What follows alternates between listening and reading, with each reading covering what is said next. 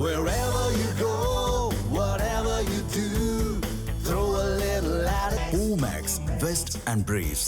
Iran America இடையே ஆன பேச்சுவார்த்தைகளின் அடிப்படையில் 14 அம்சங்கள் கொண்ட ஒரு புரிந்துணர்வு ஒப்பந்தத்தில் இரு நாடுகளும் கையெழுத்திட்டன. ஆனால் ஒப்பந்தத்தை மீறும் செயலாக கடந்த செவ்வாய்க்கிழமை ஆர்முஸ் ஜலசந்தி வழியாக சென்ற கப்பல்களை ஈரான் தாக்கியது. இதனால் ஒப்பந்தம் ரத்து செய்யப்படுவதாக அறிவித்த அமெரிக்க அதிபர் டிரம்ப் ஈரான் மீதான தாக்குதல்கள் தீவிரப்படுத்தப்படும் என்று அறிவித்தார். இதையடுத்து ஈரானின் 90 ராணுவ இலக்குகளை குறிவைத்து அமெரிக்க படைகள் தாக்குதல்களை நடத்தின. 20 மடங்கு பெரிய தாக்குதல்களை நடத்தியதாக கூறிய டிரம்ப் அதற்கான வீடியோவையும் பதிவிட்டுள்ளார். அமெரிக்காவின் புதிய தாக்குதல்களால் நிலைமை இன்னும் மோசமடையக்கூடும் என்றும் தெரிவித்துள்ளார். மேலும் எது நடந்தாலும் அது மிக விரைவாகவே நடக்கும் என்று கூறியுள்ள அதிபர் டிரம்ப் அமெரிக்க ராணுவம் அந்த வேலையை முடித்துவிடக்கூடும் என்றும் குறிப்பிட்டுள்ளார். அமெரிக்க தாக்குதல்களுக்கு பதிலடியாக பக்ரைன், குவைத் உள்ளிட்ட வளைகுடா நாடுகளில் உள்ள 85 அமெரிக்க ராணுவ தளங்களை ஈரான் தாக்கியுள்ளது.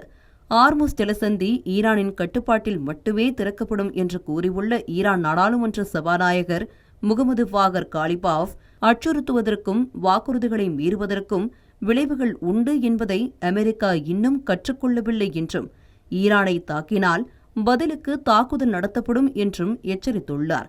மீண்டும் மேற்காசிய பகுதியில் போர் பதற்றம் அதிகரித்துள்ள சூழலில் சர்வதேச சந்தையில் கச்சா எண்ணெய் விலை ஒரு பேரலுக்கு $80க்கும் அதிகமாக உயர்ந்துள்ளது. கடந்த பிப்ரவரியில் ஈரான் போர் தொடங்குவதற்கு முன்பு ஆர்முஸ் ஜலசந்தி வழியாக 40% கச்சா எண்ணெயையும் 60% LNGயும் இந்தியா இறக்குமதி செய்தது.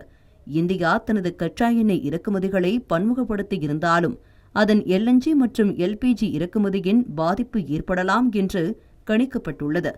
மீண்டும் ஆர்முஸ் ஜலசந்தி முழுமையாக மூடப்படும் சூழல் ஏற்பட்டால் எரிபொருள் மற்றும் உரங்களின் விலை அதிகரிக்கும் என்றும் எல் நினோ தாக்கத்தினால் உள்நாட்டில் பணவீக்கம் கடுமையாக மோசமடையும் என்றும் பொருளாதார வல்லுநர்கள் கூறியுள்ளனர்.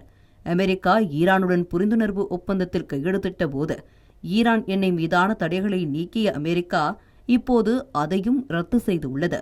தடைகளுக்கு உட்பட்ட எண்ணெயை இந்தியா ஒருபோதும் கொள்முதல் செய்வதில்லை என்ற நிலையில் ஈரானின் எண்ணெயை பெறுவதிலும் தடை ஏற்பட்டுள்ளது. முன்னதாக சுமார் $50 பில்லியன் மதிப்பிலான பங்குச்சந்தை வெளியீடுகளுக்கு இந்தியா தயாராகி வரும் நிலையில் மீண்டும் போர் என்ற காரணத்தால் இந்த பங்குச்சந்தை வெளியீடுகள் ஆபத்தில் உள்ளன. மீண்டும் பெரும் போராக வெடிக்காமல் இருக்க வேண்டும் என்பதே இந்தியாவையும் உலகையும் பொறுத்தவரை ஒரே எதிர்பார்ப்பாக உள்ளது. தமிழ் ஜனம் சேனலை சப்ஸ்கிரைப் பண்ணாம பார்த்துட்டு இருந்தீங்கன்னா மறக்காம சப்ஸ்கிரைப் பண்ணிடுங்க.